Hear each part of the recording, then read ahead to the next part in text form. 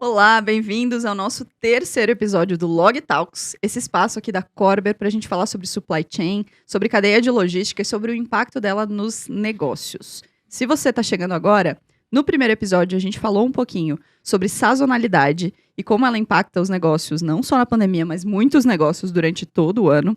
No segundo episódio, a gente falou sobre omnicanalidade e a importância desse conceito ser aplicado também da porta para dentro. E neste episódio a gente vai falar sobre um outro assunto que é tendência. É uma tendência? Vamos nos perguntar sobre isso. Mas é uma tendência, sim, que é ESG. Esse conjunto de práticas das empresas que falam sobre presença social, sustentabilidade e transparência. Como nos episódios anteriores, estão comigo aqui Diego Borelli, que é Head de Experiência e Performance para Supply Chain da Bayer Crop Science na América Latina e tem mais de 13 anos de experiência em supply, com passagens por várias áreas estratégicas da operação.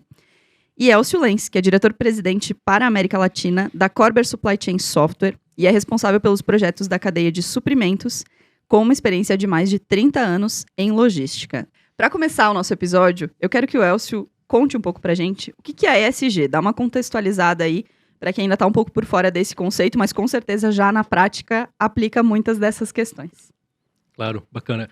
Realmente é uma prática e uma tendência ao mesmo tempo, porque o que nós vemos é que muitas empresas já têm algumas das práticas que fazem parte, né, dos aspectos que fazem parte da ESG implantadas e estão indo atrás de outras, o que é natural, né? Sob o ponto de vista mais especificamente de supply chain, nós olhamos a ESG sob a ótica da aplicação nela, né? Como fazer operações sustentáveis, como respeitar as pessoas que se envolvem no processo logístico, o motorista do caminhão, o operador de um centro de distribuição, né? Como ter práticas de embalagem que sejam sustentáveis, pensar já na logística reversa, desde o desenho do produto, da sua distribuição.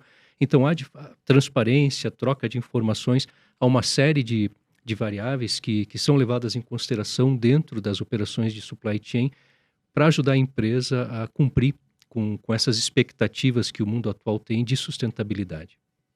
Perfeito. Diego, conta um pouco para a gente como a Bayer entende ESG, de que forma ela enxerga essas práticas, o que já está em andamento por lá. Legal. Quando a gente fala de segurança, por exemplo, ou quando a gente fala sobre conformidade, transparência, isso sempre foi um valor e um pilar fundamental para a Bayer. Então, desde a gente falar do processo lá dentro do armazém, do processo de inventário, de todo o nosso processo logístico, até as nossas fábricas, ou mesmo eu como um funcionário de escritório, a segurança sempre foi um pilar fundamental e conformidade para tudo que a gente faz dentro do nosso processo. Mas eu queria dar um destaque aqui para a sustentabilidade, porque a Bayer aderiu aos compromissos da ONU sobre sustentabilidade e a gente tem uma meta globalmente de reduzir até 2030 30% das nossas emissões de gases de efeito estufa.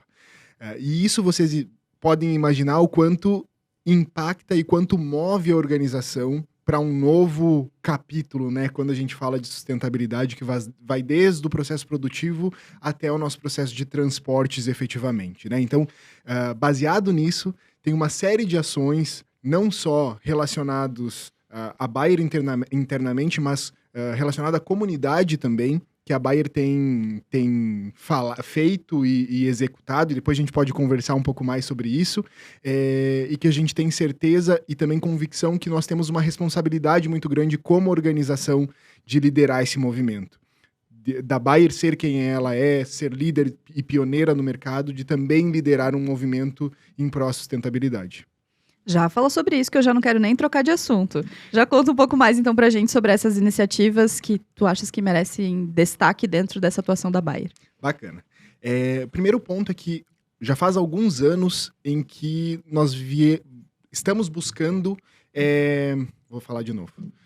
Já faz alguns anos que nós, como organização, estamos buscando pelo menos uma neutralização das nossas emissões de gases de efeito estufa.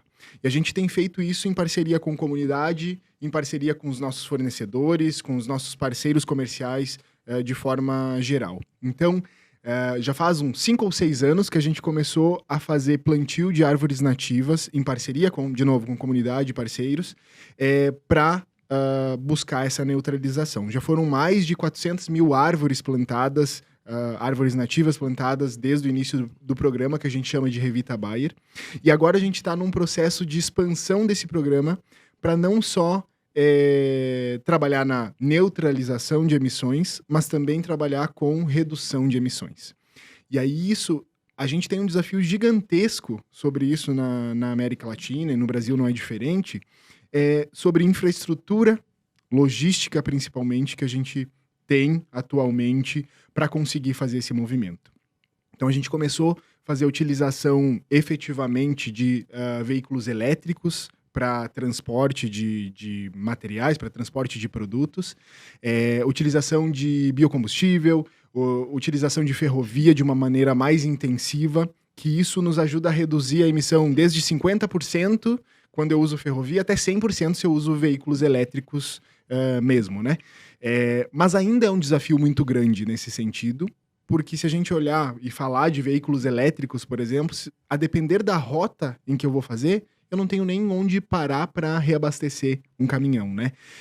Mas entendemos novamente nossa responsabilidade de iniciar um movimento, e é um movimento que a gente está tentando fazer em parceria com o mercado, para que a gente consiga influenciar, né, não só as outras organizações, mas quem sabe governos, para a gente ir evoluindo como país, como sociedade nesse sentido também. Perfeito. Você já adiantou um dos pontos principais, eu acho, da nossa conversa, que é sobre como a logística se relaciona com ESG, né? Porque, vou usar o jargão mais clássico do jornalismo, que é o Brasil, com essas dimensões continentais, ele tem muitos desafios muito próprios, especialmente quando a gente fala de uma falta de alternativas viárias, né, para levar os produtos e tudo mais. Então, Elcio, eu queria que você falasse um pouquinho sobre, vou falar um pouco sobre logística no geral, depois a gente entra no armazém para falar também das oportunidades que a gente tem dentro dele. Mas, assim, de que forma a logística é estratégica para ESG muito claramente, assim, onde você vê que isso fica mais evidente? Legal. Eu vejo alguns aspectos, né? Eu começaria pela questão da eficiência. Eu penso que ser eficiente, sob o ponto de vista logístico, contribui muito para a sustentabilidade dos negócios, né? Vamos falar de mão de obra, né? Se eu sou eficiente na mão de obra, eu consigo com que as pessoas, os trabalhadores que estão envolvidos no processo sejam eficientes e produtivos, eu posso recompensá-los melhor. E aí eu estou colocando um quê de sustentabilidade, um aspecto social nisso, eu estou remunerando pessoas com uma produtividade melhor, de uma forma melhor, né? Se a gente é mais eficiente em roteirizar, por exemplo, falamos de transporte, etc. e tal, né? Uma boa rota, ela é eficiente e ela é sustentável à medida que gera menos emissões, que gera menos trânsito, que ocupa um pouco menos o nosso sistema já tão engargalado, digamos assim, né? de infraestrutura. Mas eu acho que também que na pegada da tecnologia a gente pode falar sobre fazer certo na primeira vez, né? Então, quando a gente pensa em alguns indicadores aí tradicionais da logística, da supply chain, como o pedido perfeito, a documentação está certa, o item está certo, o tempo está certo, né? Esses fatores vão sendo aí multiplicados até a gente chegar no indicador de pedido perfeito, né? E a última medição que nós vimos aqui da América Latina, ela está aí talvez 30% abaixo daquela de países desenvolvidos. Certamente há um nicho de empresas aqui, há um segmento de empresas aqui que tem práticas globais e que estão nos níveis globais, né, no world class, digamos assim, desses indicadores. Como eu tenho certeza que é o caso da Bayer, né? Mas há um grupo de empresas que ainda não evoluiu a esse ponto. E essas empresas, por estarem talvez um pouco aquém nas suas operações logísticas, acabam por colocando eventualmente na rua uma coisa que não devia estar. Então a gente falou dessas longas distâncias do Brasil e daqui a pouco eu percorri com um transporte, uma distância de milhares de quilômetros com a caixa errada. E essa caixa vai ter que voltar, eu estou percorrendo de novo e vai ter que ser reenviada. Eu fiz 3 jornadas ou 3 viagens com material que deveria ter sido entregue com uma única viagem. Então eu vejo que a tecnologia ela pode ajudar a supply chain a ser mais eficiente, a fazer certo da primeira vez e dessa forma ela contribui sim com a sustentabilidade da empresa e da nossa região. Perfeito. Tem uma coisa que eu acho que é sempre muito interessante, que dentro das metodologias ágeis, né, que a gente tanto estuda para dar agilidade para todas as coisas da nossa vida e dar produtividade para as empresas, o deslocamento é sempre uma questão muito intensa, né? Muito discutida, assim, como reduzir deslocamentos.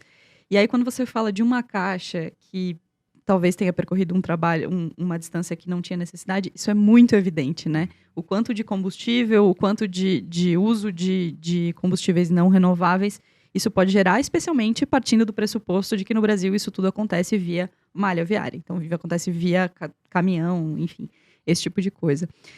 Diego, o que vocês têm pensado na Bayer da porta para fora, né? Depois que o caminhão saiu, depois que a entrega está sendo feita, você falou de carros elétricos, é uma tendência, tem um investimento aí, como é que vocês estão vendo isso? Legal.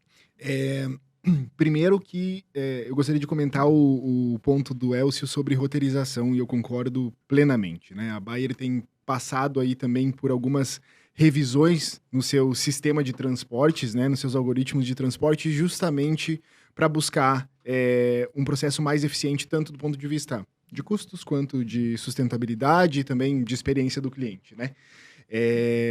E aí a gente descobriu, por exemplo, que a gente estava saindo entregar produtos com um caminhão com ocupação muito baixa, em que se eu esperasse 2 ou 3 dias a mais, em determinadas épocas do ano, eu conseguiria uma ocupação muito maior, eu conseguiria reduzir o número de viagens que eu faço e ter, portanto, né, um processo mais eficiente em todos os seus elementos, inclusive do ponto de vista de sustentabilidade.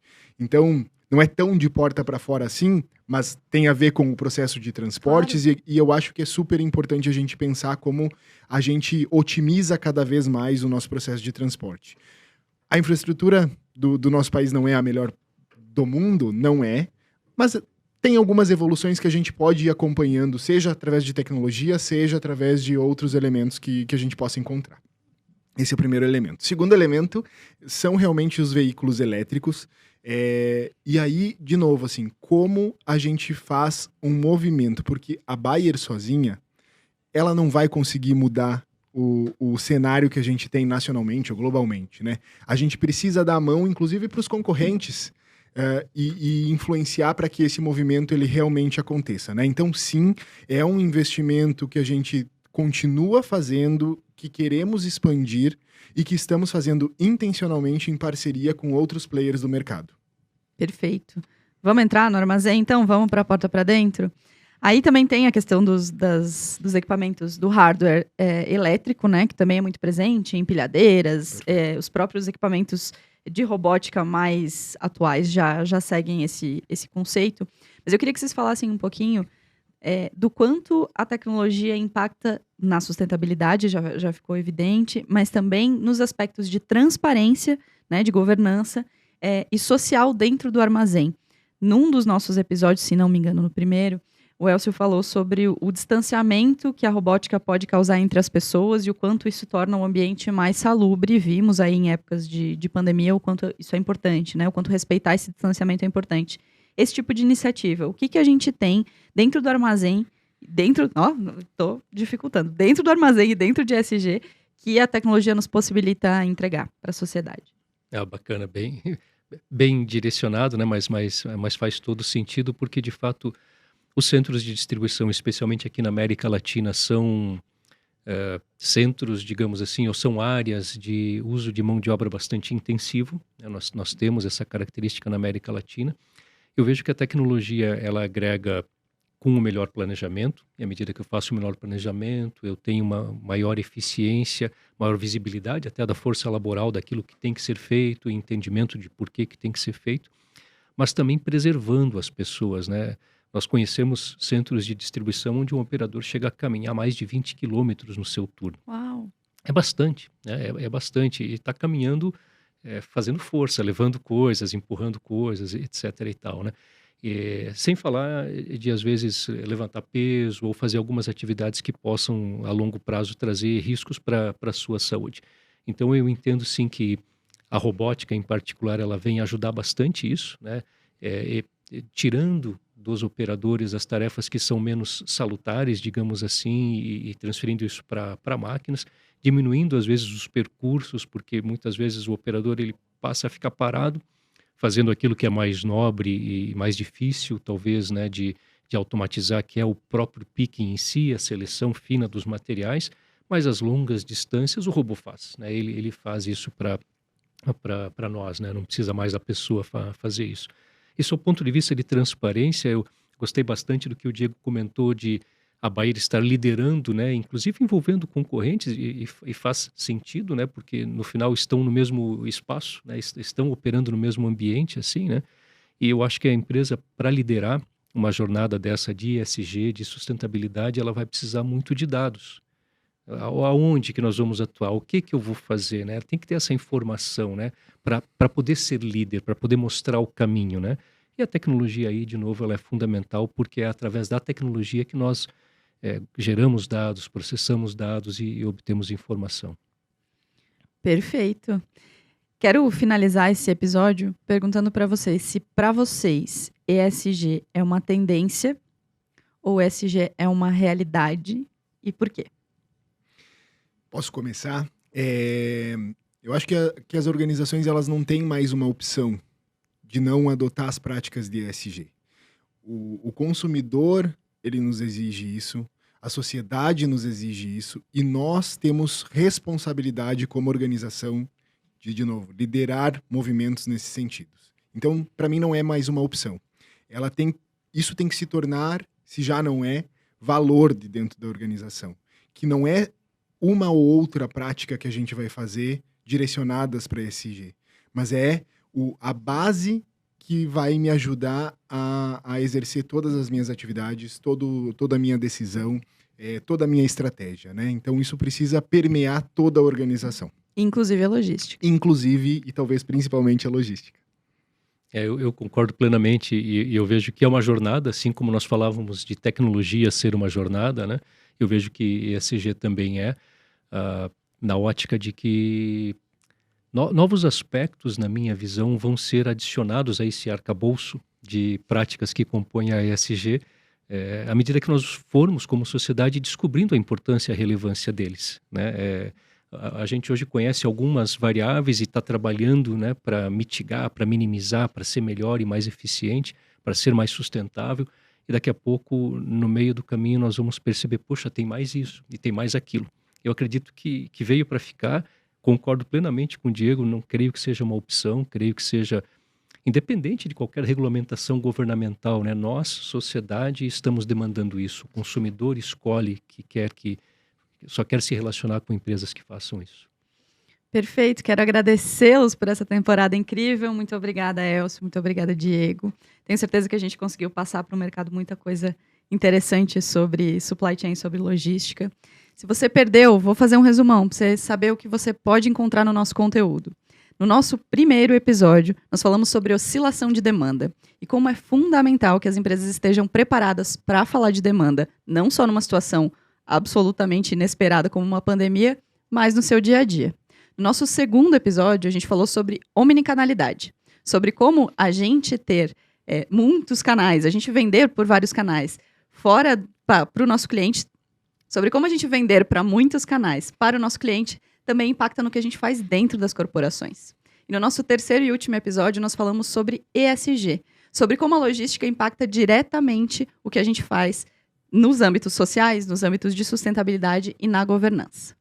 Foi uma temporada e tanto, e como a gente falou aqui várias vezes, foi uma jornada e tanto.